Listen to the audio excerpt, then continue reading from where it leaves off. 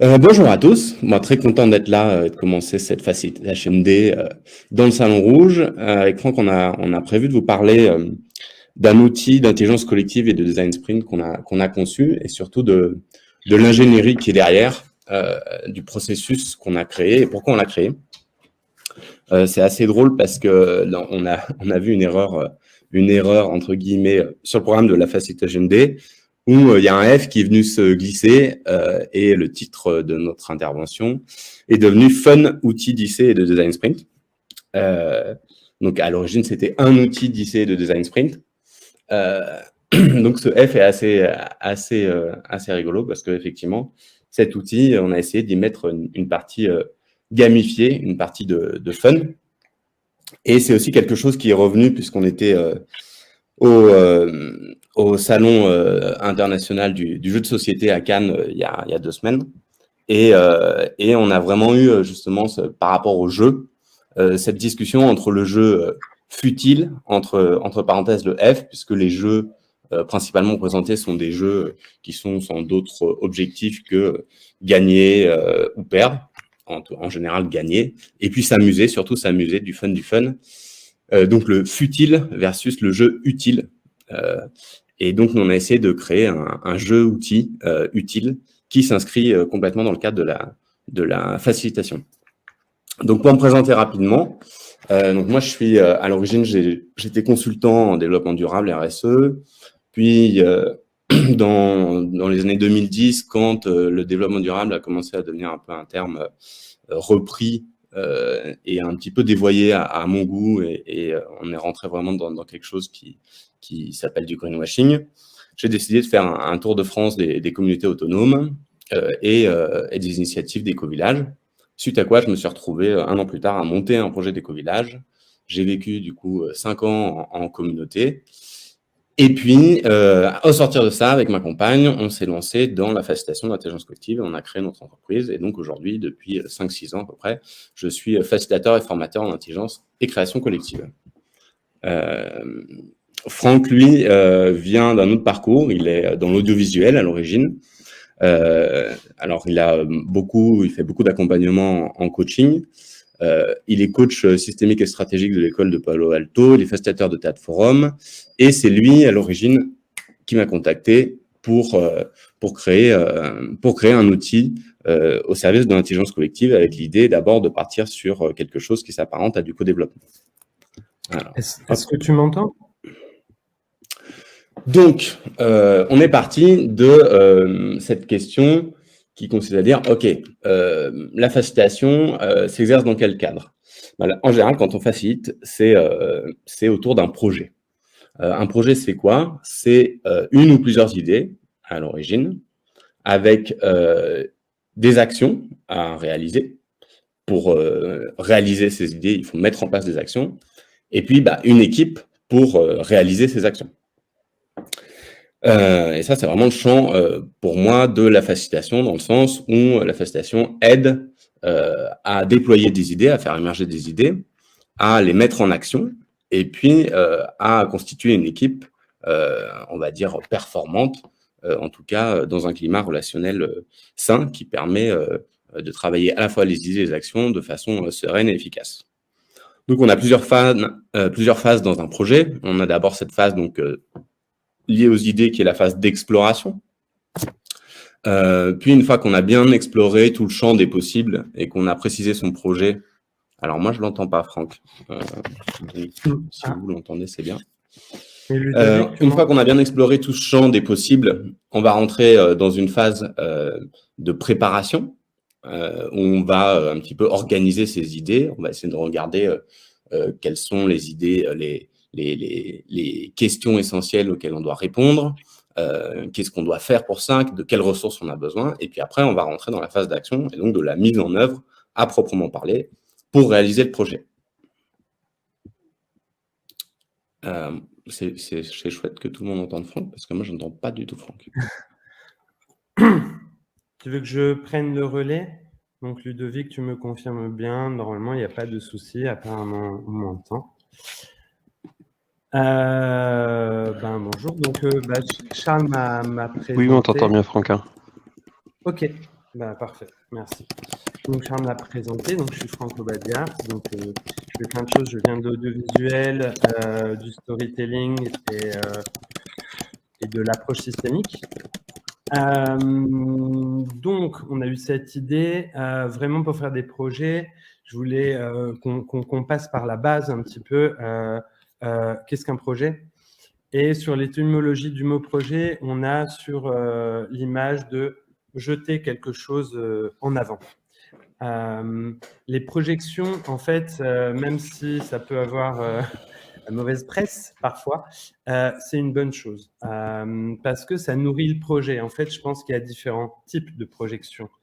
Mais une projection, c'est ça qui permet de nourrir un degré de rêve et de réalisme. C'est ça qui permet de nourrir en fait ce qu'on va mettre en place, quelque chose qui sera éventuellement plus tard une série d'actions et donc un projet. À l'image de ça, on peut prendre la métaphore du cinéma et d'une projection de cinéma où quand on projette une image, c'est pour partager aux autres qui n'étaient pas là au moment du tournage quelque chose qu'on veut raconter, une histoire qu'on veut raconter. Comment on l'a imaginé, comment on a mis les acteurs, comment on clarifie en fait notre vision. Et à partir du moment où on arrive à projeter, en fait, on a assez de matière pour le proposer aux autres, pour le nourrir et pour avancer dans un projet. Je pense qu'on va changer de slide, mais on changera de slide juste après. On a juste perdu Charles et il a emmené les slides avec lui. Petites aléas du direct, il va se reconnecter. Attendez, bougez pas.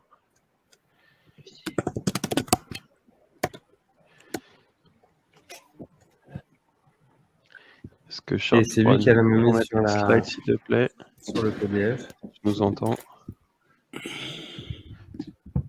On t'entend, Charles. Ouais, je suis là. C'est bon? Ok, cool. Oui. Super. Donc, Franck, comme je t'entendais pas, je ne sais pas où t'en es. J'allais démarrer le slide juste après. Un projet, sur ce qu'est un projet, sur la deuxième slide. Donc, je pense, Ludovic, que c'est normal qu'on n'a pas de feedback, même écrit du public. Tu peux me confirmer?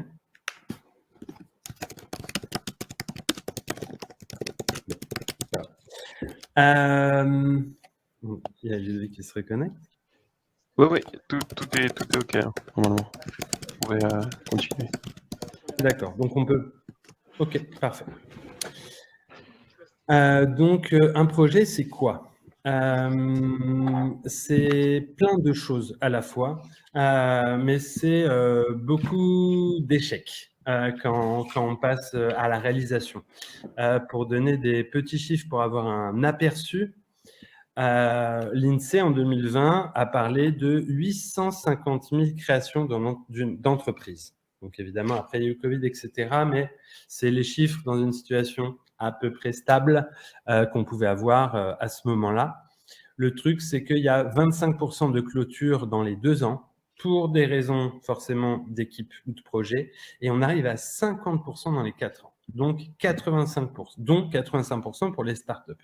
Donc c'est immense. Principalement, on peut voir qu'on perd des gens, comme sur ces graphiques, au fur et à mesure des étapes. Parce qu'on est tous extrêmement forts à imaginer, à nourrir un projet, à nourrir des ambitions, à nourrir des objectifs, des intentions. Et à chaque étape, après l'imagination, quand on commence à préparer, on perd des gens. Parce que c'est plus complexe, parce qu'il faut de l'expérience, parce qu'il faut de la jugeote, parce qu'il faut des gens autour de nous qui vont venir compléter nos incompétences. Et tous ensemble, on devient éventuellement plus fort. Et après la préparation, on arrive à l'organisation. Et l'organisation, ça va être distribuer les tâches de priorité. Et là, on en perd encore énormément. Parce qu'il suffit d'avoir un capital de départ mal dirigé, mal redistribué, et on va très vite vers le crash humain ou le crash financier. Et alors, quand on arrive à la phase de réalisation, qui est un peu la dernière étape, il y a de moins en moins de gens parce que ça a été abîmé sous différentes formes. Donc, on est hyper entraîné à rêver, pour résumer, et très peu à passer à l'action. C'est donc normal qu'il y ait cette différence. Charles, si tu veux reprendre. Écoute, moi, je t'ai entendu complètement assuré. Je pense qu'ici, on a une météo pas très clémente, donc peut-être que ça coupe un peu la connexion. Mais je vais prendre le relais. En fait, ce qui se passe très régulièrement, l'une des échecs, alors je pense que tu l'as dit, je sais pas, mais effectivement, on a une grande faculté à rêver, à élaborer des projets, à avoir des idées pour les projets, à se dire, ah tiens, si je réalisais ça, voilà. Et c'est beaucoup plus difficile de passer ensuite dans l'action, en tout cas de les mettre en œuvre. En fait, ce qui se passe très régulièrement, c'est qu'on a plusieurs choses qui vont venir au niveau du projet nous bloquer, entre guillemets. La première des choses, c'est qu'on peut avoir tendance à vouloir faire trop parfait. Ça, c'est vraiment quelque chose aussi qu'on peut voir pour ceux qui connaissent le Chamallow Challenge. Vous avez en général cette volonté qu'on a d'habitude de vouloir faire tout un plan de construction. Donc, le Chamallow Challenge consiste à utiliser 20 spaghettis, les mettre ensemble, essayer de poser un marshmallow avec le plus haut possible, avec de la ficelle et 1 mètre de scotch. On va assembler les spaghettis, essayer de poser le marshmallow le plus haut en 20 minutes. Et en général, ce qui se passe, c'est que les équipes vont se retrouver à passer 15 minutes à réfléchir sur la meilleure structure possible et 5 minutes seulement sur la réalisation. Et donc, en général, quand elles posent le marshmallow en haut de la structure, tout s'effondre. Donc, on est à l'opposé de l'approche itérative qui est effectuée par les enfants de petites et moyennes sections qui, eux, si on leur donne le même challenge, ils vont commencer une structure, poser le marshmallow, ça va tomber, ils vont recommencer, ça va tomber, ils vont recommencer, et à la fin, ils vont réussir à faire une structure qui fonctionne. Et ce qu'on a tendance à faire quand on démarre un projet, c'est vouloir faire trop parfait. C'est-à-dire que avant de commencer, je vais essayer vraiment, avant de poser même mes premières actions, avant de m'engager, je vais vouloir tout prévoir, tout regarder sous tous les angles et donc être en maîtrise de mon projet total. Ce qui fait que potentiellement, je vais jamais démarrer. Et de façon connexe, ce qui peut expliquer ça, c'est que on est très confortable dans cette phase de rêve. Donc, on va rester dans les phases d'exploration, d'idéation. Trop parfait, c'est parce que on peut aussi avoir ce syndrome de l'imposteur, qui est quelque chose d'assez répandu, qui est que il faut que je sois légitime, et pour être légitime, il faut que j'ai toutes les compétences, toutes les connaissances avant de lancer mon projet. Et puis, rester dans le rêve, le rêve, c'est bien. On y est bien. Le champ des possibles est ouvert. On n'a pas de contraintes, on n'a pas de pression. On s'engage pas. Il n'y a pas de risque d'échec. Donc, c'est un endroit assez confortable.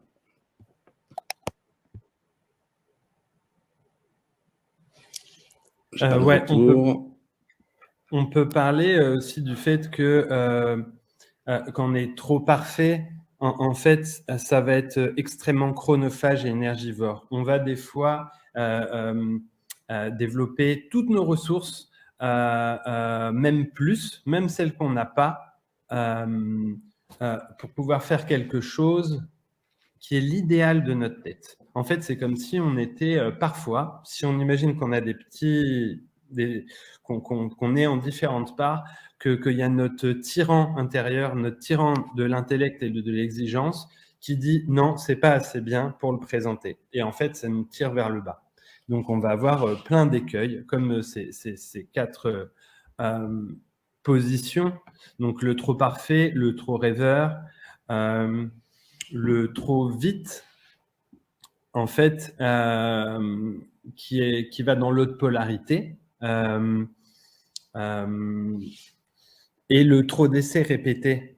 Si on fait trop d'essais répétés sans transformer, sans aller vers sa future cible, son futur public ou le terrain, en tout cas, d'action ou d'utilisation et d'usage de son projet, on va se retrouver avec des milliers de versions. Et on peut vite se rendre compte aussi que ces 4 écueils, des fois, sont complètement entrelacés. Charles, si tu veux poser des mots sur la vitesse.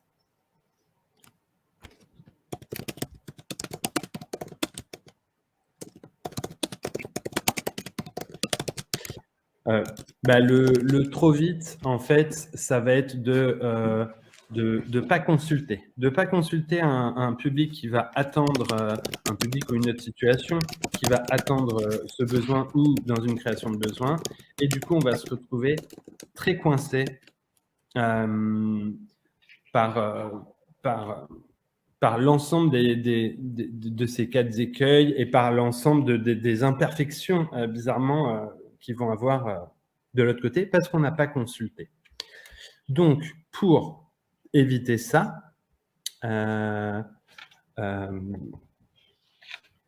ok. Ouais. Je vais passer le slide, Franck. Bon, moi, j'ai toujours ce problème de son, donc je suis en aveugle sur ce que tu dis. Je dois déchiffrer. Donc, je sais pas si tu l'as dit, mais ce qui peut se passer dans le trop vite, c'est que, en fait, on va se retrouver à agir, à lancer notre projet sans avoir une vision clairement définie de ce projet, sans avoir posé vraiment les racines, l'ADN, la raison d'être, et puis éventuellement, sans s'être posé les bonnes questions, c'est-à-dire les questions auxquelles on doit répondre pour commencer à avancer. L'avantage d'aller trop vite, et ça, je sais pas si tu l'as dit, mais ça peut être éventuellement qu'on va se casser la gueule rapidement. Et donc, on va effectivement se retrouver à faire beaucoup d'essais de façon répétée qui sont énergivores, puisque à chaque fois que on fait une erreur, on doit recommencer.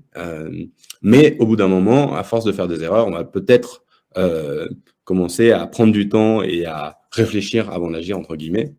Donc, ce qui est assez intéressant, c'est que d'un côté, on va avoir ceux qui s'engagent jamais parce qu'ils cherchent la perfection. Et puis, de l'autre côté, on a ceux qui vont s'engager, entre guillemets, sans discernement parce qu'ils veulent aller tout de suite dans l'action.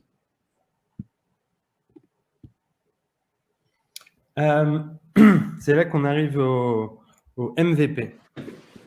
Donc le MVP, c'est plein de choses à la fois. C'est plutôt issu du territoire du design thinking, qui sont des méthodes pour concevoir des produits ou des projets ou plein de choses.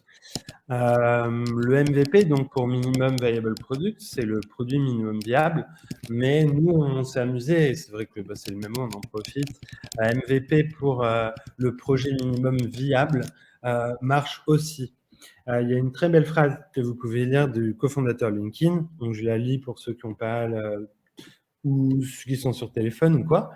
Si vous n'avez pas honte de votre produit à son lancement, c'est que vous le lancez trop tard. Et c'est toute l'idée du MVP. En fait, c'est pouvoir faire des itérations et des mises en situation. En fait, c'est cette sorte de battement de la pensée à l'utilisation qui va faire qu'il y a un feedback utilisateur et qu'on va pouvoir manœuvrer. Donc, on est proche, on utilise la méthode itérative, donc des versions et des mises en situation. Ce n'est pas juste d'avoir plein de versions de son document, c'est une version, une lecture, une version, une lecture, une proposition directe. Donc, normalement, le MVP, c'est un peu le bon compromis entre le temps et le niveau d'exigence. Il est propre à chacun, il est propre à chaque situation, il est propre à chaque équipe, évidemment. Mais avec un peu le graphique qu'on vous présente ici, l'idée, c'est que va falloir sentir, va falloir intuiter, va falloir goûter, va falloir se tromper pour pouvoir se corriger. C'est l'unique méthode, c'est l'apprentissage par le jeu. On fait, on se trompe, on refait, on réussit un peu, on comprend des choses. Et en fait, si on a ces quatre polarités, trop tôt, trop tard, médiocre ou parfait, le MVP est une zone et non pas un point, et non pas un endroit précis. C'est une zone qui va pouvoir être, c'est le bon moment, on le sent. Ce sera toujours trop tôt ou trop tard, mais de moins en moins. En fait, on vient nuancer, on vient ramasser, et ce sera ni parfait ni médiocre, mais suffisant pour une mise en action. Donc, Voilà, on va vous parler maintenant des problématiques qu'on peut rencontrer bien souvent dans les équipes. Donc, qu'est-ce qui fait que la question qu'on s'est posée, c'est effectivement, donc, qu'est-ce qui fait que les projets échouent? Donc, on a ces problématiques projets, et puis on a des problématiques équipes. On a identifié 3 grosses zones. La première qui se situe au niveau de la raison d'être, c'est-à-dire le manque de clarté de définition de la raison d'être. Éventuellement une raison d'être qui n'est pas partagée par l'ensemble de l'équipe, voire l'étape d'après, une raison d'être qui n'est pas évolutive. Donc ça, c'est un des facteurs d'échec. Et quand je dis évolutive, c'est-à-dire une raison d'être qui est vivante, c'est-à-dire qu'on va venir réinterroger fréquemment, donc le côté itératif, mais pas trop quand même, parce que sinon on n'a plus de racines et donc de cadre, et donc on ne peut plus agir, et donc on risque de retourner au trop parfait et de rester dans la phase de définition du projet, de la raison d'être, et de tourner en rond dessus. Donc le manque de clarté sur la raison d'être et le fait qu'elle soit pas partagée, puisqu'on peut être porteur d'un projet, avoir une raison d'être, partager cette raison d'être au reste de l'équipe, mais donc ça c'est un partage de vision, mais c'est pas une vision partagée. Donc dans la raison d'être, je mets la vision, le fait de partager une vision, de partager des valeurs, des missions communes. Ensuite, on a l'aspect propre vraiment relationnel, qui est le manque d'un système de communication effectif. Donc tout ce qui va nous permettre de fixer un cadre relationnel sain et une communication effective avec un système d'émission et de réflexion. On va pouvoir garantir la bienveillance, le respect, la confiance, l'écoute, l'estime mutuelle, exprimer l'expression de l'estime, donc le renforcement positif, tous ces endroits-là. Et puis enfin, le troisième endroit, c'est le manque éventuel de leadership. On peut avoir un leadership qui n'est pas suffisamment présent, assumé, clairement défini. Et puis, si on va plus loin, au niveau de l'intelligence collective, on peut avoir un leadership qui n'est pas partagé, qui n'est pas ce qu'on appelle flottant et dynamique.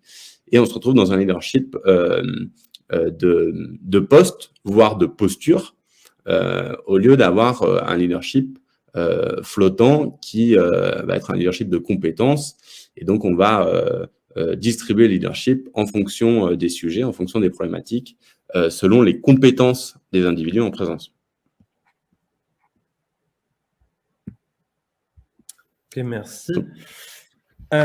Donc, de tout ça, de tout ce qu'on a pu rassembler au moment de la conception du jeu, on essayait de voir comment faire pour donner un petit outil en plus, comment faire pour faire goûter à plein de méthodologies, il y a tellement de littérature sur ça, mais il y a plein de gens qui peuvent être perdus devant ça, et un projet, ça nous accompagne en permanence. Tous tes projets, si on le réduit à ça, si je veux partir en vacances avec ma famille ce week-end, ou si je veux monter une multinationale, ou une asso solidaire, ou tous tes projets.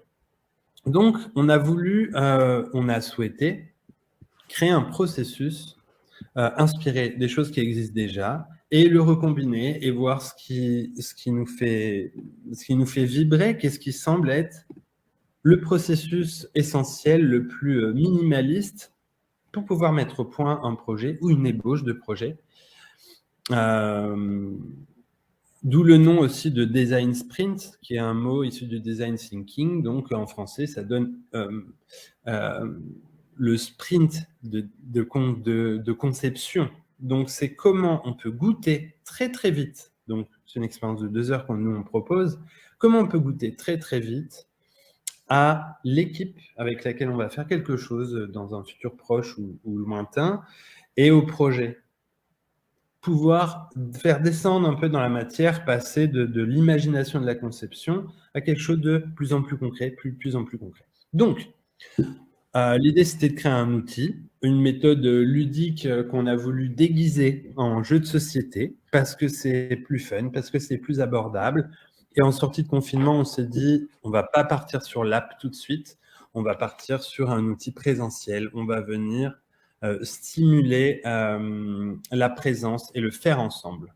Il y avait 3 grands objectifs là-dedans. Il y avait donc favoriser le passage à la réalité, dont j'ai déjà parlé, pour un peu redescendre sur Terre et matérialiser en fait les choses, passer du stratégique, intellectuel à l'opérationnel. Comment on pourrait favoriser ça? Ensuite, on avait l'idée de stimuler la posture coopérative. Il y a plein de gens qui travaillent ensemble, il y a plein de gens qui travaillent en collectif, mais le coopératif, le collaboratif ou les intelligences collectives, il n'y en a pas tant que ça, parce qu'on peut travailler ensemble en ayant chacun à défendre son périmètre. Et c'est ce que j'ai pu voir dans des grosses entreprises type L'Oréal en interne, c'est une guerre compétitive hors norme, presque plus que le monde de la compétition et le marché en général. Et ensuite, le troisième endroit, c'est comment on peut faciliter, qui rassemble un peu tout ça, la gestion de projets en intelligence collective. Donc, l'ensemble de ces trois notions qui nous étaient chères et qu'on a vues comme les écueils les plus souvent traversés, l'idée derrière, c'était comment on pourrait prendre soin d'une équipe et d'un projet, comment elle-même pourrait prendre soin d'elle, parce que on a proposé une approche autonome, mais on a un rôle qui est le rôle du facilitateur qu'on va pouvoir externaliser.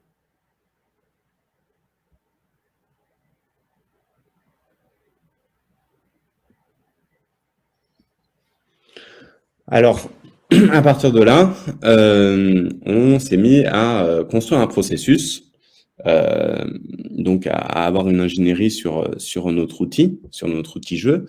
Et donc, on est parti sur un double processus avec un côté processus projet et un côté processus équipe. Donc, au niveau du projet, on a découpé un projet en 3 phases que sont le rêve, la création et l'action. Sachant que l'outil, lui, termine avec des actions à effectuer. On n'est pas dans l'action à proprement parler, puisque l'action se tiendra après l'utilisation de l'outil. Donc, dans cette phase de rêve, on va d'abord se mettre dans un premier temps d'accord sur le thème du projet. Donc, on va poser le projet avec un verbe d'action. Donc, par exemple, créer un diaporama pour la Facilitation Day. Et puis, on va interroger l'ensemble des forces en présence et demander quel est leur rêve par rapport à ce projet. Donc, chacun va pouvoir se projeter dans le projet réalisé de façon individuelle et par un système de photolangage, décrire son rêve. Et puis, tous ces rêves individuels vont s'assembler pour construire un rêve collectif qui est l'ADN, qui constitue l'ADN du projet. Donc là, au niveau des phases d'intelligence collective de Robert Diss, pour ceux qui connaissent, on est dans cette phase de résonance où on va aller chercher où est-ce qu'on est semblable, comment on se retrouve, et éventuellement, peut-être, là où on va commencer à rentrer dans de la synergie, où est-ce qu'on a petit à petit des différences et comment ces différences de vision vont venir se compléter. Ensuite, on va rentrer dans la phase de création. Et là, pour nous, l'idée, c'était de venir vraiment cibler les questions essentielles au projet. C'est-à-dire que pour réaliser mon projet de partir en vacances avec mes amis cet été, je vais devoir m'interroger sur quelques questions précises sans lesquelles je ne pourrai pas avancer sur le projet. Et donc, l'équipe va devoir s'interroger. Donc, on va d'abord se poser les questions. Si on part en vacances, on va peut-être se demander où est-ce qu'on va partir. Donc, on va poser comme question la destination. On va peut-être se poser comme question le budget. Quel budget on va dépenser? La durée de ces vacances. On va peut-être se poser comme question quelles activités on va effectuer au moment de ces vacances. Et donc là, on est vraiment à synergie. On va vraiment faire en sorte, avec notre process, de stimuler la divergence et d'éviter la consensualité, puisqu'on n'est pas dans la phase où on cherche à se décider. On cherche à vraiment poser des questions les plus larges possibles et, dans un second temps, apporter des réponses possibles à ces questions. Donc, tout le monde va proposer des options de réponse à ces questions. Et donc là, on rentre dans la phase d'émergence pour petit à petit se diriger vers les actions. Et donc là, dans le processus, on va vraiment rentrer dans cette phase de convergence qui vont nous permettre de mettre en place des actions pour réaliser les nouveaux possibles qui ont émergé dans la phase de création. Et donc, dans cette phase d'action, on est parti sur l'idée d'avoir un référent par question essentielle, donc par catégorie, on a appelé ça des catégories. Donc, ce référent est en charge de faire en sorte que les actions soient menées à bout. C'est pas forcément lui qui va les faire. Donc, sur un système d'élection sans candidat très simple. Ensuite, on va choisir les réponses qu'on conserve. Donc là, on a posé un système de vote pondéré. Et puis ensuite, à travers un petit temps de co-développement où toute l'équipe va venir donner des idées d'actions à réaliser aux référents pour réaliser les réponses qu'on a conservées. Par exemple, si on a choisi d'aller, je ne sais pas, à Marseille pour les vacances, et ben peut-être qu'une des suggestions d'action, ça pourrait être d'aller regarder les logements, le type de logement disponible à Marseille à cette saison, voilà, selon nos critères. Et donc, à la fin de cette phase, le référent va engager sa responsabilité sur des actions précises, chronodatées, sachant que par catégorie, on vise à finir avec une à grand maximum 3 actions. Encore une fois, on ne cherche pas à aller dans un détail, à couvrir tous les aspects du projet, mais à être dans un processus itératif qui fait qu'on va s'adresser aux questions essentielles pour avancer à la sortie du jeu, à la sortie du processus. Franck, si tu as des choses à compléter. Ouais, toute l'idée de l'individu et du collectif qui dansent ensemble, c'est aussi d'éviter d'arriver vers un consensus mou.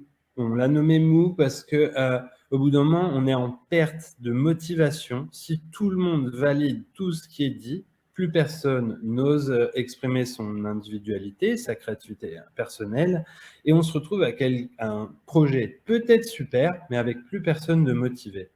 Et donc l'engagement et le passage à l'action n'arrivera pas, ou on va perdre beaucoup de gens en chemin ou de ressources. Donc toute l'idée qu'on a voulu stimuler ici en mélangeant justement parcours projet et intelligence collective, c'est de pouvoir travailler la souplesse des dynamiques personnelles, en fait, qui sont hyper polarisées, comme la convergence et la divergence. La divergence, en fait, elle arrive très rapidement quand il y a l'émergence individuelle. Si je dis bleu et que quelqu'un dit rouge, on a une divergence. Et c'est pas grave. Parce qu'il y a différents niveaux de degrés de choses qu'on accepte chez l'autre et d'autres pas. D'où faire le tri. Mais l'idée qu'on propose ici, et plus nous on joue, plus on le voit, et plus les processus d'intelligence collective se déploient, puis on voit que c'est comme une gymnastique qui va ni favoriser la convergence ou la divergence, mais qui va venir trouver une situation confortable dans la dynamique entre les deux. Parce qu'il y a l'écoute et le partage. Et donc, avec ça, grâce à ça, on va pouvoir composer, puis s'installer ponctuellement dans une situation stable entre tous ces paramètres. Et au fur et à mesure, ça va être de plus en plus durable. Donc, c'est une forme de gymnastique relationnelle, personnelle et interpersonnelle sur l'ensemble de ces points.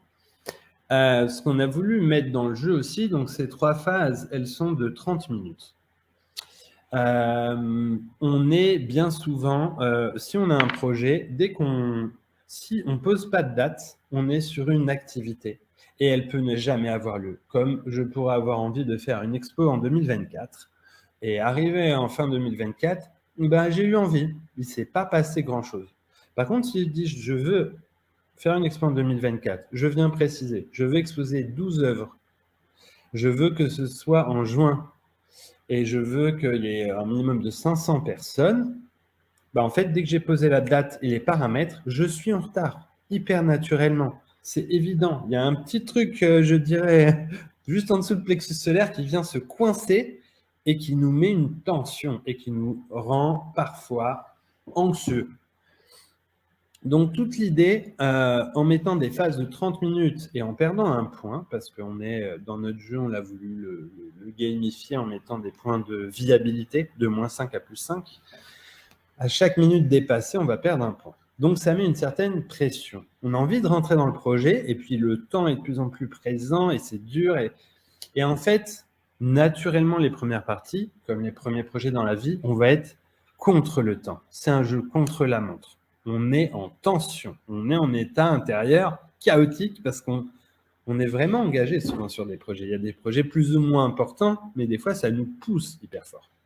Du coup, l'idée qui va venir au fur et à mesure à être travaillée, c'est qu'on va être de moins en moins contre le temps, mais plutôt avec le temps. Ça va devenir un allié hyper fort. On fait « Ah, j'ai une expo à faire avec 12 œuvres dans une semaine. » Ce ne sera pas parfait, mais ok, trop cool, on va pouvoir distribuer le temps, les tâches, les équipes, les ressources, les moyens, et on fera ce qu'on peut si on n'a qu'une semaine. Et si j'ai 2 ans, je m'approcherai éventuellement beaucoup plus haut de mon niveau d'exigence.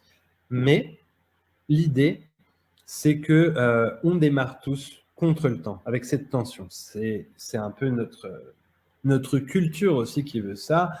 Et une remarque, c'est que la maladie numéro 1, et même derrière les maladies, dans le monde, depuis, je crois, plus de 15 ans maintenant, c'est le stress. Et le stress, il est majoritairement lié à contre le temps, contre une ressource qui nous manque. Mais avec le temps, devient éventuellement plus vertueux quand on y arrive. Et du coup, je voulais vous faire un mini point aussi sur le fait que, du coup, on s'inscrit dans plein de choses qu'on a mêlées, mais c'est vrai qu'il y a le processus de design thinking. Du coup, on arrive au processus de design sprint. Déjà, il y a beaucoup moins de monde qui font ça. Et on a fait une très belle rencontre au Festival du jeu là de Cannes, même pas 2 semaines, qui est Julian Alvarez, qui est un docteur en procédés de gamification, ludopédagogie. Il a je ne sais pas combien de thèses, je ne sais pas combien de livres. Et même si nous, on appelle notre jeu systémique, lui, et c'est peut-être le même terme sous une certaine forme, il a appelé notre approche design games. Donc, on est sur un jeu de conception. Et du coup, je trouve ce terme assez intéressant.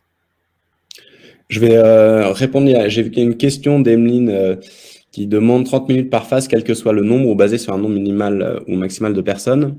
En fait, on a vraiment… Alors, l'outil, il est conçu dans son optimal pour 3 à 6 joueurs, sachant qu'on peut l'étendre. En fait, il y a des gens qui l'utilisent même en accompagnement individuel où on peut l'étendre jusqu'à 8 personnes.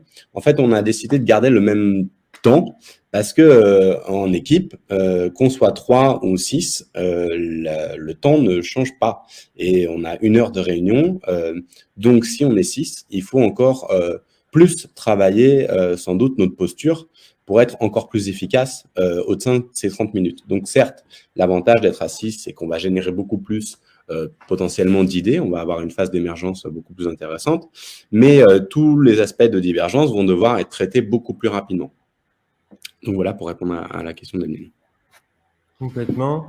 Et on a vu rapidement la nécessité, et plein de gens utilisent aussi notre jeu comme ça. Nous, on essaie d'équilibrer l'ensemble des paramètres pour avoir le MVP et que ce soit le plus équilibré dans les mécaniques de manière générale. Mais derrière, en fait, ce qui se passe, c'est que bien souvent, on va avoir besoin d'ajustements, comme dans la vraie vie. Donc, à un moment donné, on peut parfaitement faire des parties avec des phases d'1 heure ou le contraire, des phases de 15 minutes. On va, au fur et à mesure, si on le souhaite, l'adapter, voire même quand on est en formation, en processus d'accompagnement, si on a 3 jours, on peut faire une partie chaque matin, séparer les phases. En fait, plus on va s'habituer, j'ai l'impression, plus on va pouvoir s'arranger et personnaliser comment transformer cet outil en vraiment le fine-tuning dont on a besoin. Donc là, c'était sur la partie processus projet. Et puis, conjointement à ce processus projet, on a… donc voilà, là, ce sont les 3 phases. Je n'avais pas vu ce slide. Les 3 phases de 30 minutes. Donc, le rêve, la création, l'action, avec le plateau de jeu qui se découle du haut vers le bas. Donc, tout en haut, vous voyez, vous avez la ligne qui est un peu cachée par les cartes, qui est la ligne de temps, en fait, les points de viabilité qu'on va perdre si on dépasse les phases et qu'on va pouvoir regagner grâce au processus équipe. On va y venir juste après. En haut, vous avez, donc du haut vers le bas, en fait, en haut, vous avez l'ADN avec le rêve collectif et les notions clés et le slogan qui va préciser l'intention éventuellement sociale du projet. Donc, on sait, on a l'intention de projet, on sait à peu près ce qu'on veut faire. Et puis, on va se mettre d'accord aussi sur à peu près comment on veut le faire, quelle équipe on veut être, comment on veut faire ce voyage ensemble. Ensuite, en descendant, vous avez cette phase de création. On va poser ces catégories, ce qui sont les questions auxquelles on veut répondre et les options de réponse. Et puis, on va finir tout en bas avec les actions. Donc, le tableau va se remplir au fur et à mesure de la partie, du déroulé de partie. Et donc, au niveau du processus d'équipe, d'abord, le premier élément, donc là, il est en bas à droite. On a posé 3 rôles, parce que pour nous, ce sont les 3 rôles qu'on va retrouver dans n'importe quel type de réunion. On va commencer par l'observateur. L'observateur, l'observateur, nous, on l'assimile à peu près donc lui, c'est vraiment son rôle, c'est le processus équipe. On l'assimile à, des fois, il est appelé le scrutateur d'émotions. Donc, son rôle, ça va être de repérer les états émotionnels de chacune des personnes pour éventuellement déclencher des actions que chacun peut déclencher de façon autonome. Par ailleurs, mais l'observateur ici a un rôle et un pouvoir, entre guillemets, une responsabilité plus grande à cet endroit. Et donc, ces expériences pour aller travailler les différents états émotionnels en présence, on en a mis 3 types. On a une expérience qui correspond au centrage, donc c'est le temps de centrage. Voilà, on s'arrête, on arrête le chronomètre de phase et on prend 1 minute de centrage pour revenir. Si ça part dans tous les sens, si tout le monde parle en même temps, si on est fatigué, si on ne sait plus où on va. De la même façon, deuxième type d'expérience, c'est le tour d'expression. Donc là, c'est le tour météo. Voilà, on va peut-être avoir besoin de faire une pause et là, l'observateur va dire ressent qu'il y a quelque chose qui se passe pas très bien pour une ou plusieurs personnes en présence et va proposer un tour d'expression ou un joueur peut le réclamer, encore une fois. Et donc, ce tour d'expression, c'est un tour météo. Donc, chacun, à son tour, va dire comment il se sent. Par exemple, là, moi, par rapport aux options de réponse qu'on est en train de poser, on parle d'aller à Marseille, mais dans notre ADN, on avait bien parlé d'aller de montagne. Donc, je ne comprends pas, ça me met un peu en crash, par exemple. Et donc, l'idée, c'est qu'il n'y ait pas de retour, hein, comme un tour météo. On s'exprime, mais on ne rebondit pas sur la parole des uns et des autres. Et pour ces 2 expériences, donc, le chronomètre de phase est arrêté pour permettre de respirer et de délivrer les messages ou de vivre l'expérience complètement. Et puis, le dernier type d'expérience qu'on a mis là, ce sont des expériences basées sur un principe qui s'appelle les stratégies obliques. Donc, on appelle ça des expériences chaos-fertiles. En fait, le principe des stratégies obliques, c'est au sein d'un projet, au sein d'une réunion, des fois, on va tourner en rond, on va avoir des situations bloquantes. L'idée, c'est d'aller, pendant un bref laps de temps, faire quelque chose qui n'a rien à voir, ou en tout cas inverser les normes, inverser le paradigme, changer le cadre, modifier vraiment les données, vivre une expérience et ensuite revenir à notre projet. Mais donc, forcément, on va casser les stratégies individuelles, on va transformer la dynamique. Voilà, je ne sais pas si tu veux rajouter un mot sur ces stratégies obliques, Franck. Ouais, c'est que peut-être un tout petit point sur l'histoire d'où c'est venu. En fait, c'est Brian Eno qui est un super compositeur de musique, qui travaille énormément en studio et c'est extrêmement cher, les journées en studio. Des fois, arriver avec un groupe entier et ça bloquait régulièrement jusqu'à être profondément stérile, énervant, plein de choses se passaient. Donc, au début, il avait dessiné des petites cartes. Et c'est devenu au fur et à mesure un vrai jeu de cartes, puis des stratégies obliques. L'idée, c'est qu'il demandait à tous les musiciens une action presque incohérente, qui n'a pas de sens, pendant 5 minutes, qui changent tous d'instrument. Donc, impossible de faire le morceau si le batteur prend la trompette, etc. Mais l'amusement, le fun est surtout coupé sur son blocage, ne pas nourrir le monstre, ça peut être appelé comme ça ailleurs, ou jouer dans le noir, ou jouer en mangeant, ou différentes actions un peu loufoques, permettaient de, quand il revenait à tout le monde avec son instrument, avoir pris un peu de souffle. Ils ont coupé pour mieux se recentrer, et à la première, elle était bonne. Et en fait, il a gagné énormément de temps et de fun, et tout le monde passe un excellent moment. Et on a pu voir une particularité, c'est que quand on coupe par ces mini-jeux, déjà, c'est des petites instructions, donc ça demande tout notre focus. Donc, ça coupe du projet général. Et quand on revient dans le jeu, contrairement à d'habitude, on va rarement dire où est-ce que j'en étais déjà. On va être plutôt assez naturellement sur où est-ce qu'on en était. Et à chaque fois, ça va un peu plus travailler le groupe, un peu plus travailler l'entraide, l'écoute et le partage. À savoir que... Ouais. Vas-y. Excuse-moi. À savoir que donc ces expériences, elles vont couvrir vraiment un large champ, donc orienté team building, mais on va être dans des partages relationnels, on va avoir des défis corporels pour se remettre dans le corps justement, on va avoir des cartes de renforcement positif, voilà, toutes sortes d'expériences qui vont vraiment nous décaler, nous décentrer, et toutes ces expériences, elles durent 1 minute. Pile poil. Donc, il y a un sablier. Et encore une fois, pour Edmond qui posait la question, qu'on soit 3 ou 6, cette expérience durera 1 minute. Donc, il y a des expériences à 3 qui sont plus faciles à réaliser qu'à 6, parce que si je dois partager quelque chose à chacun des joueurs, personnellement, eh bien, ce sera plus long, évidemment, à 6 qu'à 3. Donc, il faut être, encore une fois, beaucoup plus attentif et présent quand on est 6 autour d'une table que 3. Ensuite, dernier principe qu'on a inséré dans le jeu au niveau de l'équipe, c'est la mécanique d'objection, donc issue de la gestion de la GPC, de la gestion par consentement, avec l'idée qu'à tout moment, à partir de la phase de rêve collectif, puisque avant ça n'a pas lieu d'être, un joueur peut émettre une objection, avec l'idée que l'objection, c'est quand une proposition va dépasser mes limites personnelles, c'est-à-dire que je ne pourrais pas vivre, ça remet en question mon intégrité physique, psychique, morale, c'est-à-dire que si on prend cette décision, si on va dans cette direction, je ne pourrais pas vivre avec ce résultat, ou ça dépasse, ça remet en question la raison d'être.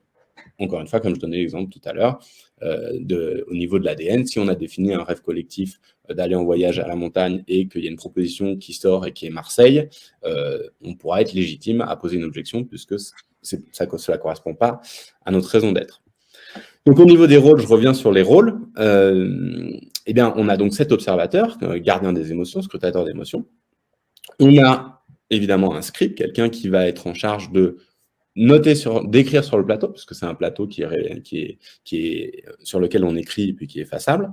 Et puis, il va prendre aussi les notes éventuellement à côté de tout ce qui va émerger, puisqu'il y a des choses qui vont pouvoir émerger dans ces expériences qui fertiles d'1 minute. Et on a enfin un rôle important qui est le rôle de facilitateur. Donc, le facilitateur, dans le jeu, nous, on a vraiment simplifié au maximum. Son rôle, c'est d'être gardien des règles du jeu. Il doit maîtriser, c'est un peu le maître du jeu, si on prend le vocabulaire des jeux de société. Et donc, il va aussi également être le gardien du temps. Donc, il a cette responsabilité-là. On l'a mis comme rôle, et c'est pour ça qu'on a 3 rôles, et donc on joue à minimum 3 joueurs. Ce qui est intéressant, c'est que le facilitateur, il peut être hôte, mais donc joueur, et donc on a créé un process qui fait qu'on est indépendant avec l'outil, tout le monde peut se l'approprier, mais il peut aussi être externe. Un petit point, je reviens sur l'objection, la mécanique d'objection, que ce soit clair pour tout le monde. Ça permet aussi à des personnes qui vont être dans une équipe généralement introvertie de prendre leur pouvoir pour exprimer quelque chose. Ça va permettre de rééquilibrer les leaderships qui vont être trop dominants. Et puis, après, je vais y venir juste après, tout ça va être des éléments d'attention très importants pour le facilitateur s'il est externe à l'équipe qu'il facilite à travers l'outil. On va y revenir dans le dernier slide. Franck, quelque chose à ajouter là-dessus? Non. Très bien. Allez. Ah ben là, j'en profite. Donc là, on va faire un petit paragraphe sur comment on part du chaos collectif et comment on arrive au projet fertile. Il y a une question qui a été posée par Big Wood 5 qui demande si les cartes sont d'inspiration Dixit. Alors, quand on a développé le jeu, effectivement, on a utilisé des cartes Dixit à l'origine parce qu'on trouve le format vraiment approprié en termes de photolangage. On a une carte qui n'est trop grande ni trop petite, qui a une bonne taille. Et donc, on a conservé ce format. Par contre, les cartes Dixit que moi, personnellement, comme beaucoup de facilitateurs, j'utilise régulièrement, souvent s'attardent sur une ou 2 notions. Nous, on a cherché, derrière chacune de ces cartes, il y a 6 notions clés. Une notion orientée équipe, projet, un verbe d'action, un élément humain, un environnement, un objet, et puis un univers graphique. Et donc, on a essayé d'abord de construire un thésaurus, de catégoriser un maximum d'éléments dans toutes ces catégories, de couvrir un champ le plus large possible. Par exemple, si on cherche un moyen de transport, on va avoir tous les moyens de transport dans le jeu, qui sont ici ou là. Et donc, par rapport à tous ces termes, on a ensuite créé un générateur qui nous permettait de combiner ces termes entre eux, puis on a fait une sélection, et ensuite on a travaillé avec 2 illustrateurs que sont Gaël Richardot et Thibaut Crébert, qui nous ont fait des illustrations magnifiques. Alors, on travaillait en synchrone, en asynchrone, avec plusieurs étapes, où d'abord il y avait des propositions de croquis, puis des validations, des amendements, etc. Voilà, j'avance un peu là-dessus. Franck, si tu veux prendre le relais sur le chaos collectif au projet Fertile. Ouais, ces 2 mots à la suite, ils représentent plein de choses et je pense que ça nous parle à tous. On peut parler aussi bien du chaos fertile, de la fécondation, du Big Bang et de plein de choses. Mais c'est vrai que si on prend les polarités de ces mots, le chaos collectif vient d'un chaos souvent individuel. On ne sait pas toujours trier. Et quand on n'est pas toujours en train de trier ce qui se passe à l'intérieur, au sein d'un collectif, c'est déstabilisant. Ça pousse à prendre une posture ou à prendre un rôle social dominant, soumis ou autre, ou ailleurs. Et le chaos collectif peut être désorganisé, peut stimuler l'individualisme. Il y a peu d'écoute, il y a peu d'empathie. Confiance, sérénité ne sont pas vraiment là. Du coup, on a une tendance à croire que le collectif est naturellement toxique.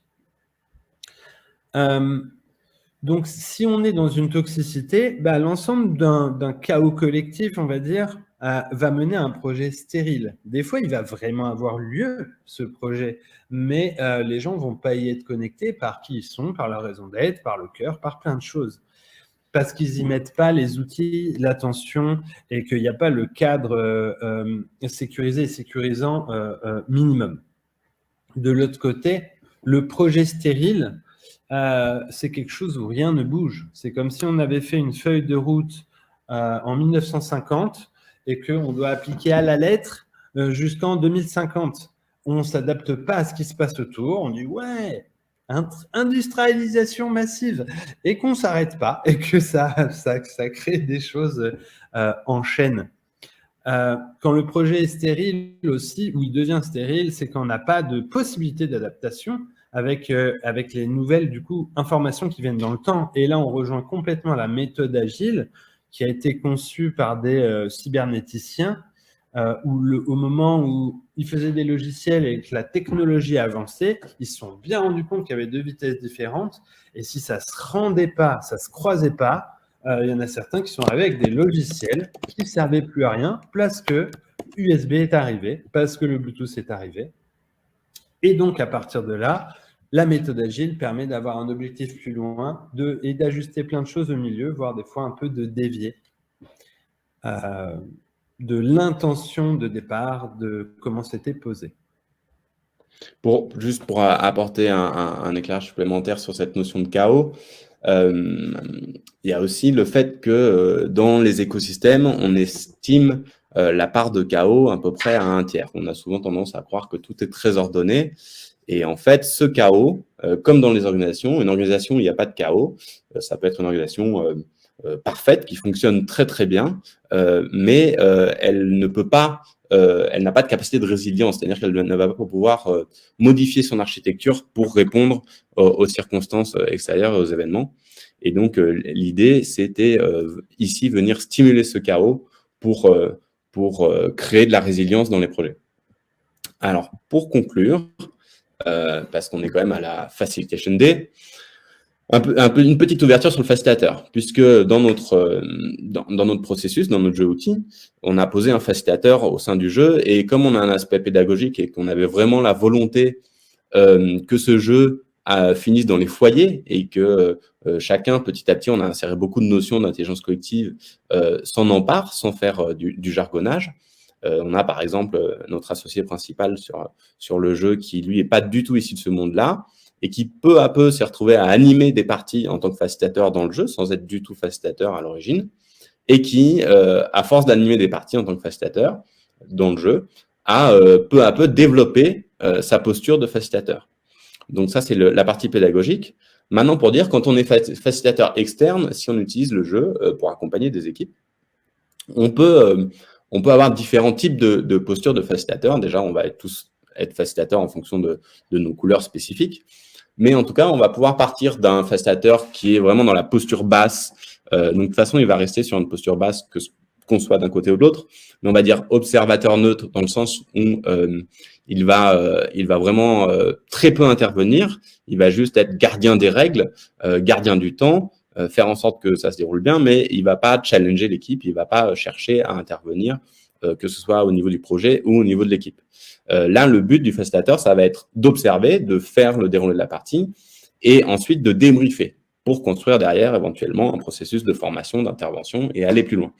Et donc là, le facilitateur va vraiment avoir un focus pour regarder l'ensemble des éléments. Et puis, d'un autre côté, sur des parties plus longues éventuellement, ou à la fin du processus, on va pouvoir refaire une partie. Et là, le facilitateur va être beaucoup plus coach accompagnant et avoir une présence plus forte en posant des questions, en challengeant l'équipe sur les aspects projet ou sur des aspects équipe par rapport au nombre d'objections, aux prises de parole qui durent trop longtemps. Voilà, alors il nous reste 2 minutes, donc on va conclure. Est-ce qu'il y a des questions? Est-ce qu'il reste des questions dans les commentaires?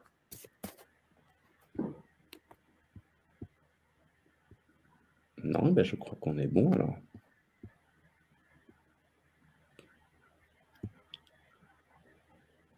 Franck, un dernier mot?